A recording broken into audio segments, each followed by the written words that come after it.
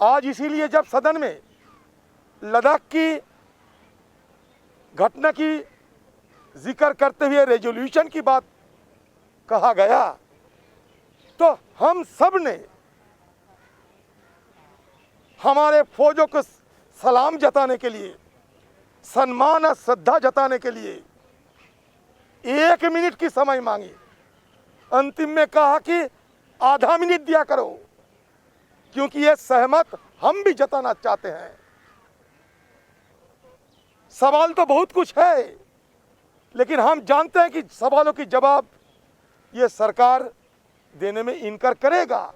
अगर नहीं करते तो 1962 साल में जब इंडो चाइना वॉर हुई थी, उस समय विपक्ष के नेता अटल बिहारी वाजपेयी जी, जो हमारे साथ हमारे बीच नहीं है, उन्होंने ये मांग किया था कि जवाहरलाल नेहरू जी, चीन की सीमा में क्या हुआ, इंडो चाइना वॉर में क्या हुआ, इस विषय को लेकर सदन में चर्चा होना चाहिए। तुरंत पंडित जवाहरलाल नेहरू, उस समय के हिंदुस्तान के प्रधानमंत्री, सहमत जताई और लगातार 2 दिन सदन में चर्चा हुई। यही परंपरा हमारे सदन को हम देखना चाहते थे।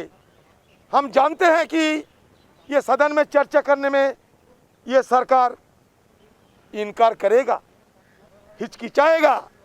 नहीं तो शुरू के दिन से बार बार ये गुहार लगाते आए हैं हम कि कोई भी रूल पे, अंडर 193 रूल पे मैंने तो नोटिस डाला है, 1 नहीं 2।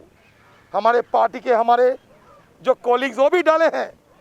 हमारी उम्मीद थी कि कम से कम लद्दाख की सीमा की अहमियत को मद्देनज़र सारा देशवासियों की एक साथ आवाज़ बुलंद करना चाहिए कि देश हमारा आगे है, सबसे आगे देश के साथ, देश की हित हमारा सबका हित है।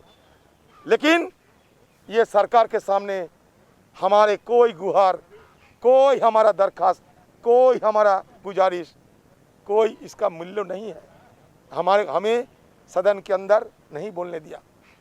हम जानते हैं ये सरकार डरते हैं, अगर कांग्रेस कोई सवाल पूछ दे, पूछने से जवाब तो नहीं है, क्या कहेंगे, डरते हैं।